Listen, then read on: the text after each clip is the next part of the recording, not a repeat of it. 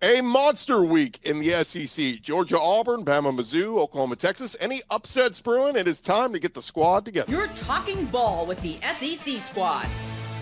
From Alabama to Tennessee, from Georgia to Oklahoma, from Auburn to Texas, it's the local experts of the Locked On Podcast Network bringing you scoops, breakdowns, and the most comprehensive preview of the upcoming SEC weekend. It's the SEC squad, and we have a seat for you. Hurt feelings and thin skin are prohibited. Squad up, you're part of the SEC squad. And welcome into the SEC squad. Sit back, grab your favorite beverage, and join us as we get you ready for another week talking all things SEC. Today's episode brought to you by FanDuel. Right now, new customers can bet just $5, and if your bet wins, you'll get $300 in bonus bets to use across the app. Download the FanDuel app today. Let's welcome in our panel, a full house this week, as we welcome in Jay Smith from Locked On Sooners, Zach Blackerby, Locked On Auburn, Stephen Willis, Locked On Ole Miss, Corey Burton, Locked On Vandy, Eric Kane making an appearance, Locked On Vols, John Neighbors from Locked On Razorbacks, and Jimmy Stein, Locked On Bama. Gents, as we do every week, tradition, first segment, we'll go around the horn. Give us a prediction for your team this week, something you think is going to happen with your team. Jay Smith, we'll start with you. John Mateer starts. And John Mateer throws for 250 yards. Very interesting. That's the talk of the week this week. We'll get to that in a second. Zach Blackerby, a prediction for the Auburn Tigers. We score multiple offensive touchdowns this week. That would be a massive improvement. And would double it. Yeah. Stephen Willis, a prediction for the Ole Miss Rebels. Keywan Lacey runs for 150 and 3 touchdowns against Washington State. Yeah, such a weird game to be playing at this point. Well, it's only because Wake Forest chickened out is the reason they're playing this game. Corey Burton, still licking your wounds. Vanderbilt off that loss. Give me a prediction. Well, they're in a bye week, so they'll be watching plenty of football this weekend. So there you go. Eric Kane, Vols back in action. Give me a prediction. Yeah, I think this game will be decided in regulation for the first time in conference play. Tennessee, 2 conference games, 2 overtime games. So I think Tennessee will win a conference game in regulation this week. Play with fire there. How about John Neighbors, the start of the Bobby Petrino era 2.0? I'm sure it'll go exactly according to plan like everybody expects it to, and it won't be harmful or give any Razorback fans hope. In fact, that's what I think is going to happen is just like every other game. You're going to give hope. You're going to play well. But it's not going to matter. Still going to lose in the end, and still going to be in turmoil as far as if Bobby's the guy or not. Gosh, it's like a dark cloud over your head when you talk about Arkansas. You Neighbors, man. You blame me? I had people reach out to me, John, and say, man, John sounded really upbeat and really excited compared to how he sounds on the squad show when we did our crossover this week. I'm like, I think he's just excited for change. But here you go, Debbie Downer here on the squad show. I think it's Gordy. I think Gordy puts him in a bad mood. I think all of you put me in a bad mood. I thought you loved me, Neighbors. I thought we had a thing. Jimmy Stein, got a Bama prediction for this week? I think win or lose, Ty Simpson over 300 yards against Missouri, who's pretty good against the run, but has been susceptible in the pass game. Another big day for Ty Simpson. Yeah, I was doing some deep diving into numbers, and I was surprised how close Ty Simpson and Joey Aguilar are in a lot of passing statistics. Aguilar's got more interceptions, but very comparable numbers. So we'll see if both those guys can keep it rolling. Good. Ty Simpson's a pretty good quarterback, we'll say. As we dive into discussing some of the games, guys, it is Red Rivalry week, and I want to kind of start there because, as Jay mentioned, all eyes on John Mateer. Is he going to go? I'll admit, guys, this was a Big 12 rivalry for so long. I like this as an SEC rivalry because Texas fans are talking smack. Oklahoma fans are talking smack. I'm excited for this one. Jay, what's the vibe right now? I mean, the vibe is we saw what happened against Florida last week for Texas. That the one thing that they struggled the most at is that they could not stop the defensive line from getting into the backfield. And since we have arguably one of the best defensive lines in the country, that's going to continue being a problem for them. And so in our mindset, and most of the fans' thought process is they just want to see how Arch Manning handles the pressure that we know Brent Venables is going to dial up. Coming into this season, when we talked about the Bryce Underwood game, Brent Venables is really good against first-time quarterbacks. Then you talked about going up against Auburn, his former quarterback. You knew he was going to dial up the pressure and do exotic things there. So now we've got this one with Arch. The expectation is this defense is going to once again lead the way. Now, as I mentioned before, I expect John Mateer to play. Shout out to the Tortilla Presser who gave us the tip last week that he said he was going to play. For the uninitiated, you have to go look up what that means. I'm not going to go ahead and tell that story for a 15th time, but I do anticipate that our defense is going to be what carries us regardless of which quarterback plays, and I'm ready to see if Arch Manning has a better game than he's had his career so far. Hey, Arch didn't play bad against Florida. Arch had I thought he made some throws. Yeah. He didn't make some throws. He will throw the ball. That game was not on Arch Manning. That was on the fact that Texas's offensive line was a joke. The offensive line's really bad. Yeah. O-line against Oklahoma's defensive front. Yeah. Let's see how that goes. That will not be fun for Arch. I'm calling that right now. I mean, I was told by Texas fans that their offensive line was going to be just fine, even though they lost 4 guys to the NFL. And I tried to promptly let them know those guys don't have that very many snaps together. It's going to take some time for them to get it rolling. And they said, no, we'll be great. We're Texas. We got this. Just fine does not look too hot right now. It's Exactly. On the roundtable on Sunday, I did say that I called Texas being on 8-4 watch for the whole offseason. And unfortunately, I was pumping sunshine because there's no way they're getting 8 wins. Wow. Dang. Oh, Pick them while they're down, Steve. yeah. I'll say this too. Trey Wisner, apparently, when he scored that touchdown late, what do you have, like 8 carries for 11 yards or something like that? But he, at the end, they said he grabbed his hamstring, and so he's a little bit banged up. And it's like that was supposed to be Texas's bread and butter. We didn't know what Arch was going to be, but we knew Texas, they're going to run the crap out of the football. They have not consistently run the football well, and they've been banged up. C.J. Baxter, Trey Wisner, it's just been a mess. So what's the vibe from the rest of the panel in this game? Gordy's already said it, but I'm impressed by how quickly this feels like an SEC football game. I mean, they're new to the league, and all of a sudden this feels like one of the SEC's oldest and best rivalries. That's what this feels like, and I think it's such a great addition to the league that this game counts as part of the SEC inventory. And the Oklahoma we've seen so far, and the Texas team we've seen so far, Oklahoma's clearly better. So I think I like Texas to win. Yeah, a long-standing member of the conference. I appreciate finally feeling accepted. Thank you. I mean, it almost feels like that long-standing Ole Miss Oklahoma rivalry. I mean, it almost that feel to it. It's so classic. We've been lifelong rivals for like 3 weeks now. Yeah, Minimum. Great, man, and hopefully Texas Oklahoma will live up to that rivalry. But no, I'm interested to see John Mateer, how his hand responds, because that's a tough thing to come back from so early. So how does his hand respond? How does the play calling go around his hand, and how do they protect him? You know, what does it look like for Oklahoma? Because it's not an easy defense. Texas defense is not an easy defense to try out. Just got surgery to the hand. It's not. Go ahead, Eric. We're losing Corey's going underwater. Uh-oh. Yeah, I mean, I was just going to say, Jay, I know you expressed confidence that he's going to play, but I mean, again, this was the thumb on his throwing hand, right? Mm-hmm. Yeah, it was. It was his right one. It's like at the bottom. What I've been told is it's more about can he grip a ball well? And that's really the biggest question. It's pain management. So, and I know Venables said he hadn't done any good on good. This was Monday, I believe. So I mean, maybe that changed. No, it was today. Yeah, Monday was the practice. So it was today. He did it this morning. Jay, this show comes out later in the week. Yeah, my bad. But nonetheless, I mean, gripping the football is a big deal. So even if he plays, I mean, I was kind of hoping that.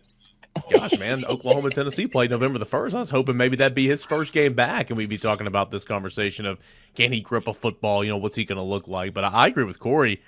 That's going to be a huge part of the football game in terms of how you're going to call it if he's in there. But back to what you said earlier, Jay, about defensive pressure, all the external factors outside of the quarterback position in this game. It just screams Oklahoma. I've been really impressed with Oklahoma so far this year. I like Oklahoma in this game, though. I do think, I'll go back to that Florida game. I think Arch obviously has not lived up to all the preseason hype. He was never going to because it was ridiculous for a guy that's never played, big-time football before, outside of a couple, of plays last year. But I thought he made some big time throws against Florida. I thought the escapability, taking what the defense gave him at times when the pocket collapsed. I thought he grew up a little bit against Florida. Will that be enough to win a game like this? I don't think so, but it was good to see. FanDuel still likes Texas in this one. So the line is still sitting there. Let me ask you guys this. If it is Michael Hawkins and we don't see John Mateer at all, do you still like Oklahoma? I do. Yes. Yeah. I do as well. I don't even like him if Mateer does play. I'm telling you, Texas is going to win this game, and they're going to win it probably by 2 touchdowns. Because this is the type of game, more often than not, that always has whatever team is stinky, they go into this game and they lose, and they end up winning. The stinky team wins. And I feel like that happens in this rivalry game more so than any other one. And I feel like it's going to be the same thing here. Texas is going to wake up, and then everyone's going to be back on Texas and Oklahoma. Everyone's going to be like, this team's no good. They got fraudulent. And then in 2 weeks, it's all going to change because that's what this season's been all about. It's been about nonsensical things like that. And I think that's what's going to happen in this game too. Speaking about what John just said, I had a group chat with Corey earlier in the week. It's like Oklahoma is about to lose John Mateer for the season because they're trying to rush him back to face Texas in this game. Yeah. And that would be my concern, that something happens in that ball game and you throw the playoff out the window to beat Texas, which I play Mississippi State. I understand rivalry, but there seems to be some bigger goals that you can hit this season. Well, and that's a fair point. I agree with you on that. I wouldn't want him to come back if they feel like there's a chance for re-injury. I mean, regardless, it's a throwing hand. If you throw and hit somebody's helmet, you're going to, regardless, injured or not, there's always you fall on the ground wrong. Where the injury is, like down here, you fall on the ground wrong. It could be trouble. No, that's very fair. So I totally agree with you on that. I think for him, and even some things that he said, is that Mateer himself, and my apologies, Eric, presser was on Tuesday, so that was my bad. Not Monday, it was Tuesday. It was what I was trying to say. I'll never not forgive today.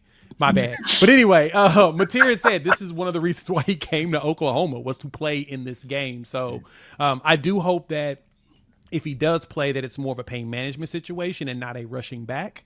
And regardless, if he comes back in 2 weeks against Ole Miss, he's still going to be under re-injury watch no matter what. Well, real quick, guys, as we put a bow on this one, raise your hand. Are you taking Oklahoma to win this one?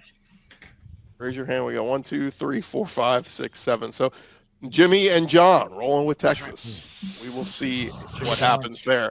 All right, some other big matchups in the SEC this Saturday. Could Bama or Georgia fall on the road? The SEC squad talking more ball next.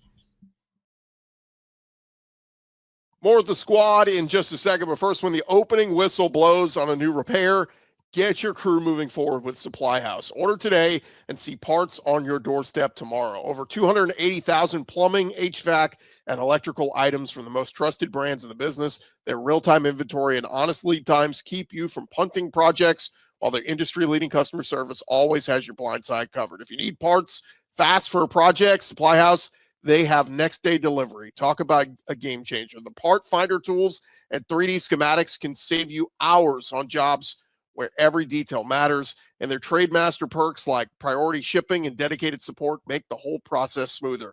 Go join the free Trademaster program today and score some serious perks like priority shipping, lower prices, and a dedicated support line. Visit supplyhouse.com to sign up for free and use promo code SHCollege5.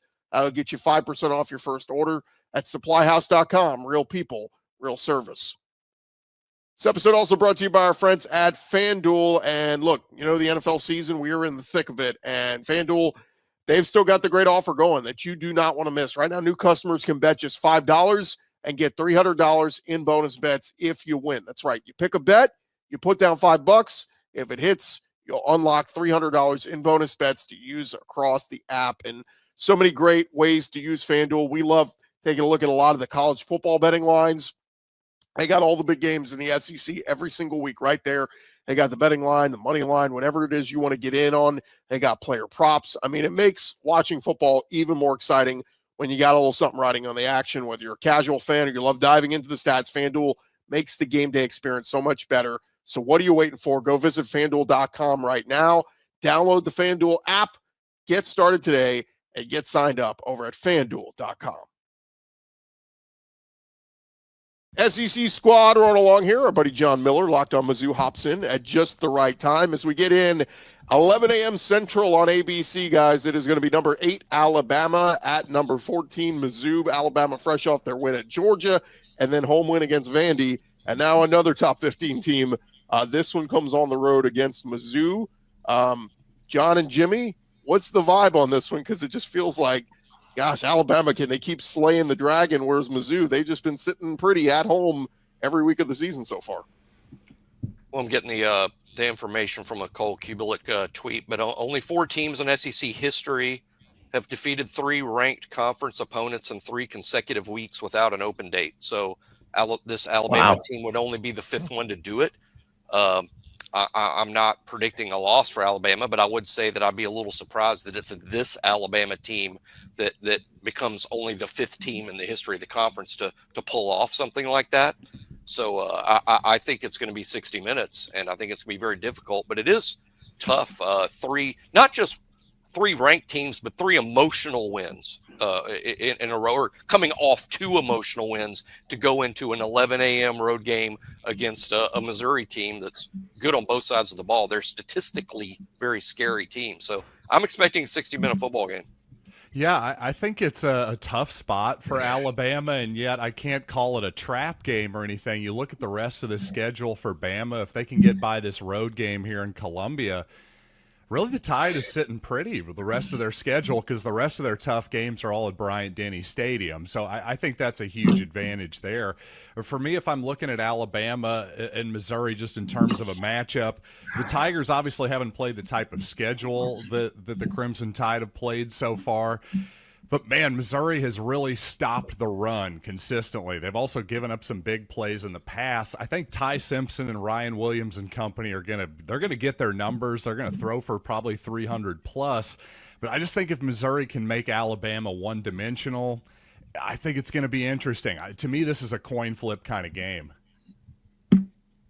Anybody else got a read on Alabama at Mizzou? I mean, Jimmy put it out there. It's a lock. Jump on Mizzou. They're going to win this one. Jimmy, Ahmad Hardy, I really like him as a running back. I mean, he might be one of the best in the conference. Like, what kind of problems does he pose for this Alabama defense? Well, significant. Alabama had struggled stopping the run. I think the Vandy game was a good illustration of good Alabama and bad Alabama in the first quarter. They gave up 1 million yards rushing to Vanderbilt, but then over the last 3 quarters, hold them to 20 yards. What does that mean against Missouri?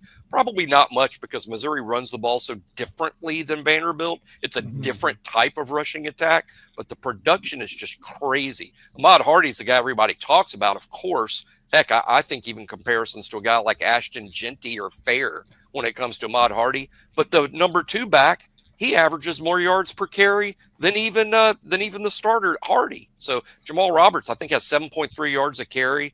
This is a powerful team on the ground, and Bo Prabula can beat you, with his arm if you overplay the run. Difficult offense to prepare for. But John brought up the schedule. I think a lot of Missouri, we're going to find out if Missouri's statistics are a little fraudulent based on who they've played. ESPN says schedule's 109th. Alabama's is 3rd so far. No doubt Alabama's more battle tested, but Missouri statistically is a very scary ball club, and it starts with how they run the ball. Yeah, I think that's exactly right.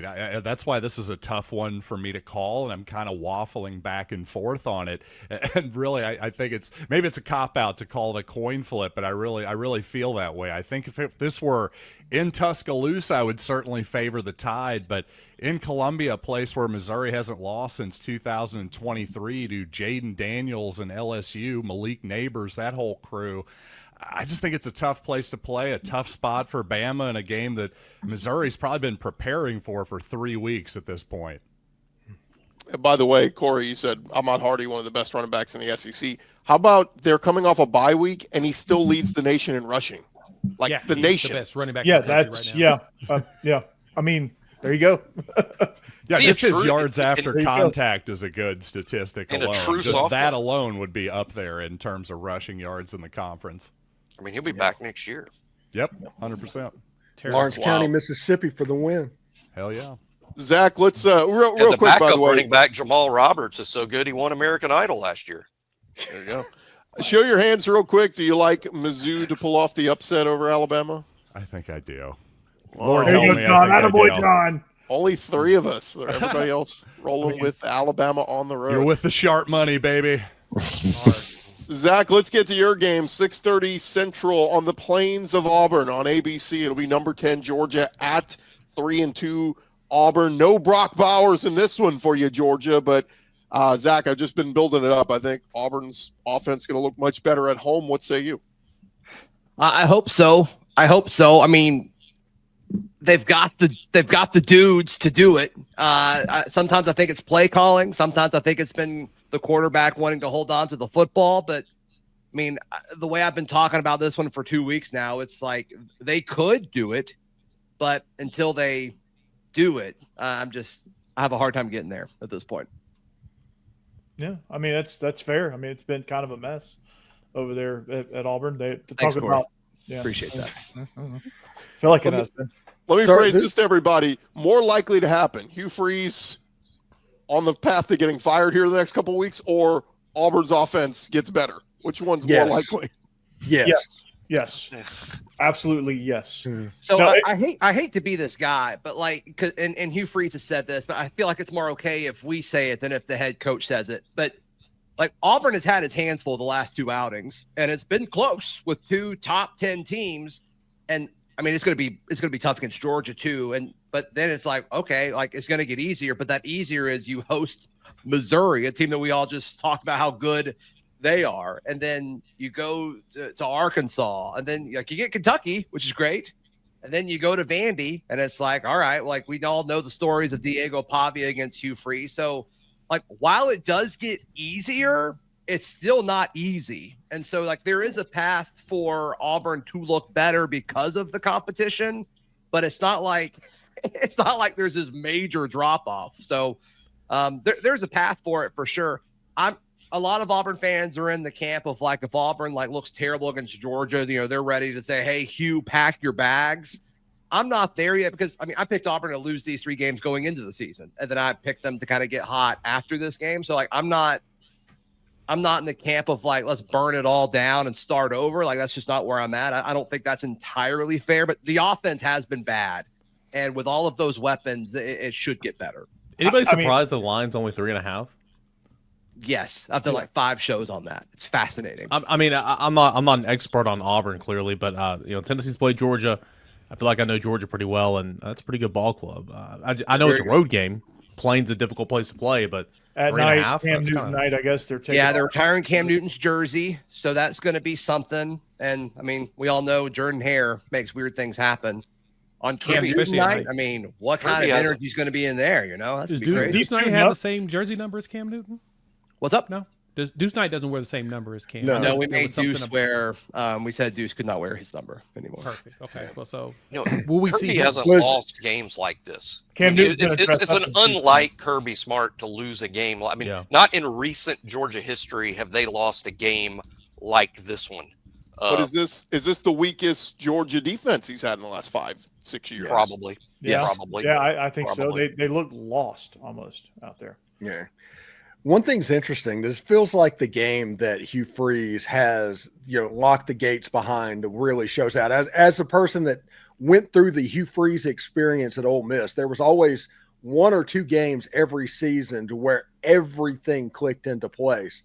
And it feels like that is this game. Georgia's not quite right. Something just doesn't look right about them. Auburn struggled against top 10 teams on the road.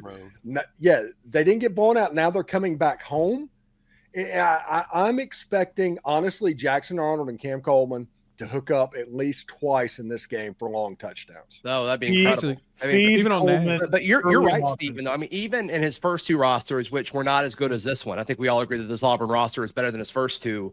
I mean, he went down to it. I mean, Jimmy, obviously the 4th and 31 in his first year. And then Gordy, you mentioned Brock Bowers taking over in the 4th quarter in his first. Like, he's made it close. Like, he doesn't get, like, he keeps it close. And so he's got the dudes. It's just there's no offensive identity. Hopefully they figured some of that out over the bye week. It feels like the odds makers aren't really sold on Gunnar Stockton being able to win on the road. That's what it kind of feels like where this spread is. This Auburn defense is good. Like Auburn has a really good defense. If you can it really is. It is. And when you look at the swing as far as the spread goes, it would be 10 possibly if it was in Athens. So this is about right if you don't feel like the quarterback can handle the pressure on the road. And so as good as this Auburn defense is, that may be the reason why the spread is so low, and it could end up being a close game. I think Auburn can squeak it out if they just keep Stockton, busy. To me, Zach, I feel like Stevens sent you an eggplant emoji with what he was saying about this game. I mean, you were getting very excited there. What does that mean, Gordy? Can you break that down for me real quick? Yes, we didn't bring up I'll explain Come on, Gordy. I'll explain it during the break. Real quick, show of hands. Who's taking Auburn at home? Raise your hand. 2 of us. Or 3? Okay. Gordy, are you picking Auburn? Oh, I'm just entertaining the idea. Georgia wins by 3 and barely misses the cover. Auburn is going to win this game outright. They are going to win this football game. We're going to have a lot of upsets this weekend in the SEC. Man, that'd be incredible. All right, gents. Incredible. I will be unsufferable next week if that happens. Or even I need it. I need that to be injected in my veins. Then. Hey, coming up next, we got 3 top 15 SEC teams hosting unranked teams at home. Who is most likely an upset alert? We'll talk about that next. More with the squad in just a second, but first, Mazda crafts cars for those who do more than simply move. Mazda delivers confidence with every ride, with more IIHS top safety pick awards than anyone else. From footwork to breathwork, athletes, they sweat all the details. Mazda, they bring the same intention to how they craft every model. You can feel the Japanese craftsmanship in every detail, from the metallic accents to available Napa leather upholstery. You can make everyday drives feel like anything but, from the smooth handling to the intuitive controls. And with the all-wheel drive standard in every crossover SUV, you're going to drive with confidence through almost any season. Like our players, we sweat every detail, because when you make every move count, impossible becomes irrelevant. Mazda, move and be moved. If you're thinking about getting a new vehicle, check out our friends at Mazda today. This episode also brought to you by our friends over at Quo. One of the tools that help make a huge difference for business owners is Quo, formerly known as Open Phone. It is the same great business phone system you've heard us talk about before, just with a new name. And here's why it matters. Every missed call is money left on the table for your business. When every customer conversation counts, you need a phone system that keeps you connected 24/7. And Quo is the #1 business phone system that streamlines customer communications. It works right through an app on your phone or computer, so no more carrying 2 phones around or even relying on a landline. You're going to love how Quo lets your team share one number and collaborate on calls and texts, just like a shared inbox, so no customer gets left hanging. Go see why over 90,000 businesses trust Quo, formerly Open Phone. Get started for free and get 20% off your first 6 months at quo.com/lockedoncollege. That is QUO.com/lockedoncollege. And if you've got existing phone numbers with another service, Quo will port them over at no extra charge. Quo, no missed calls, no missed customers. SEC squad rolling along here, guys. And I'll just put it out there. We got 3 games of top 15 teams. They are hosting unranked SEC teams. We got number 11 LSU's hosting South Carolina. We got number 12 Tennessee hosting Arkansas, and we got number 5 Texas A&M hosting Florida. Who of that group do you feel like is most on upset alert? Tennessee.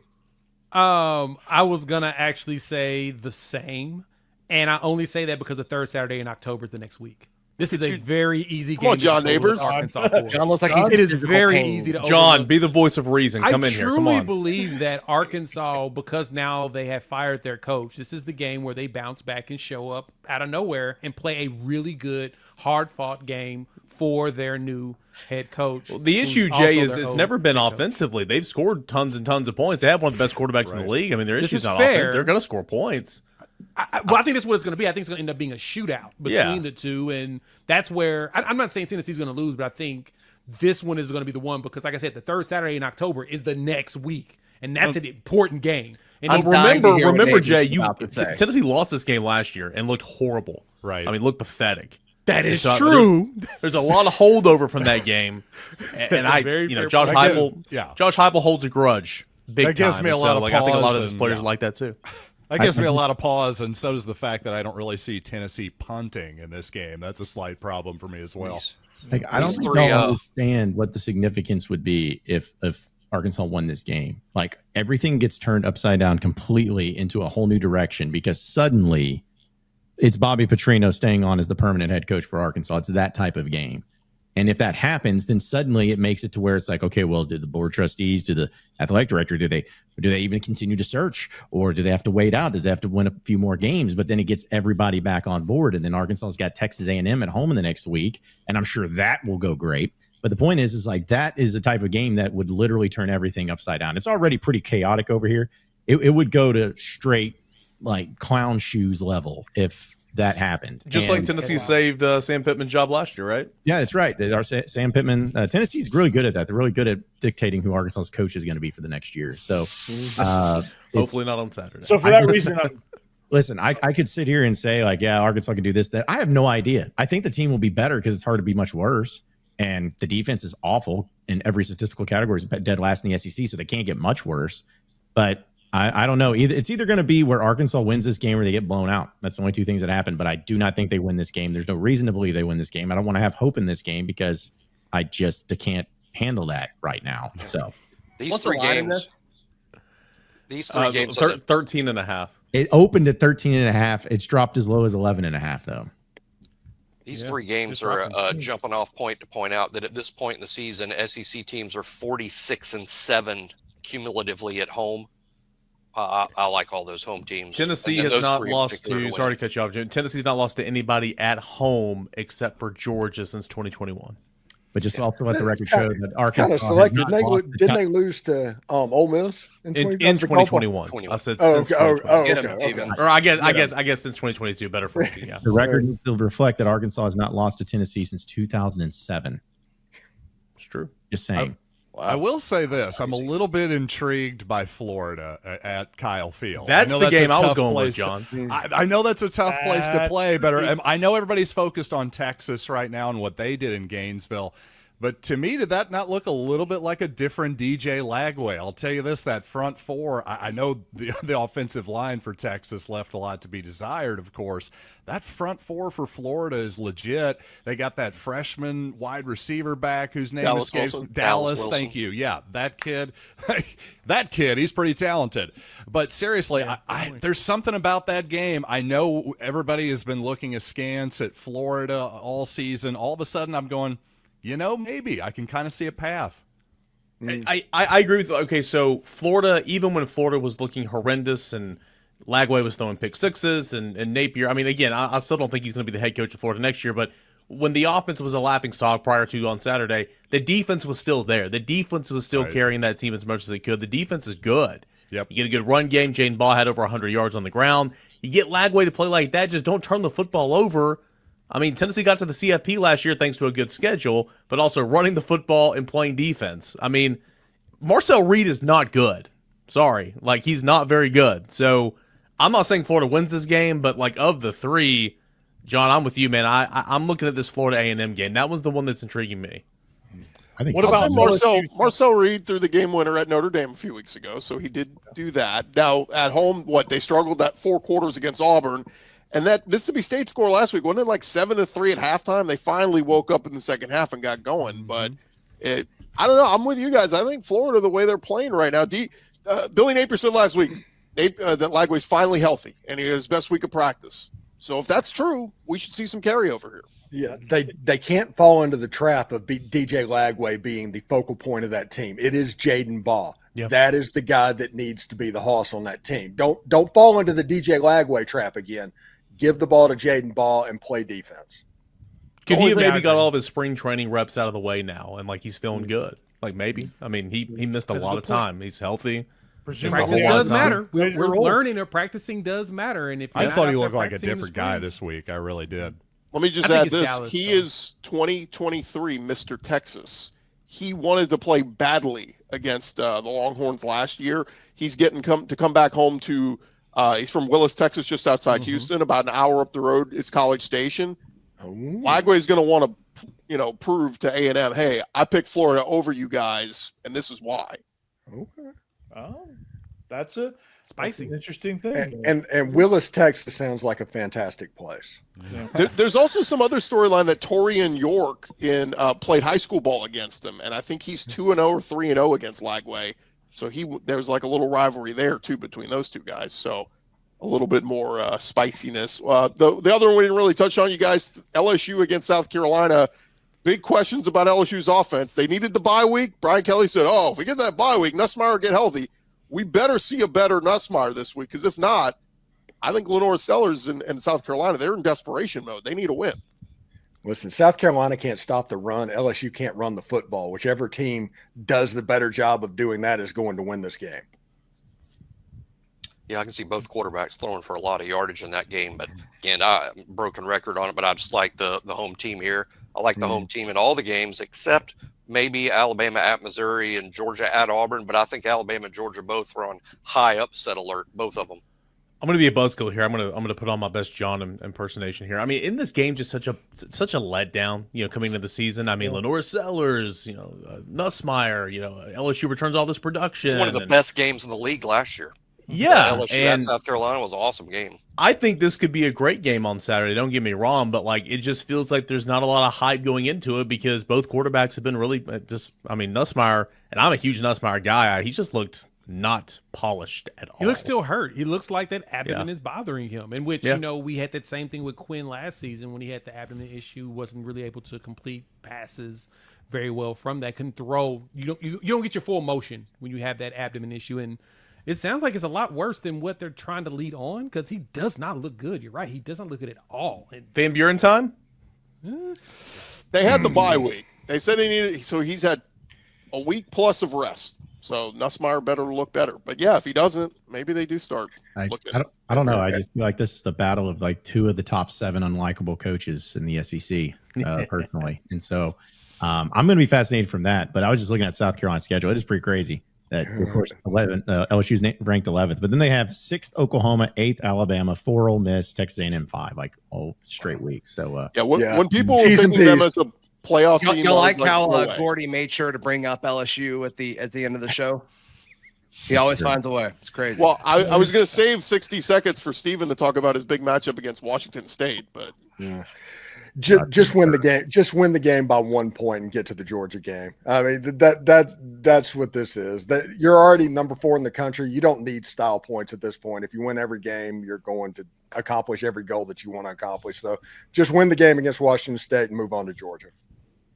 So as a recap, guys, Jimmy Stein says Bama has no chance against Mizzou. John Neighbors, small chance, rooting like hell for Arkansas to lose out, and Zach Blackerby is getting excited about what maybe Auburn's offense could be. So if that's what you got out of what I said, I don't know. I don't know what to tell you. Maybe you just heard me because I Gordon's the one who brought up eggplants. I don't know who's excited over here.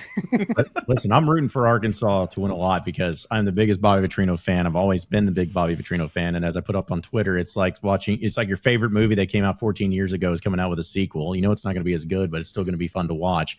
And on top of all of that, too, I still don't know which is more shocking to see John Calipari as the head basketball coach here or Bobby Petrino having the head football coach here. But either way, it's going to end probably badly for Arkansas, but I'm here for it because it's going to be great for content no matter what. I'm going to vote for Petrino on that one, but it's a great call. Both of them are pretty shocking, but Petrino, the head coach of Arkansas, in the saddle, man. It's absolutely unbelievable. I love it. Just keep them off the motorcycle. Hey, guys, remember to follow and subscribe to your favorite SEC show. We'll be covering your favorite teams every day throughout the rest of the season. Don't forget, I'll have you covered with the entire conference every day on Locked On SEC, part of the Locked On Podcast Network, covering your team every day. We'll talk to you guys on our Sunday recap show.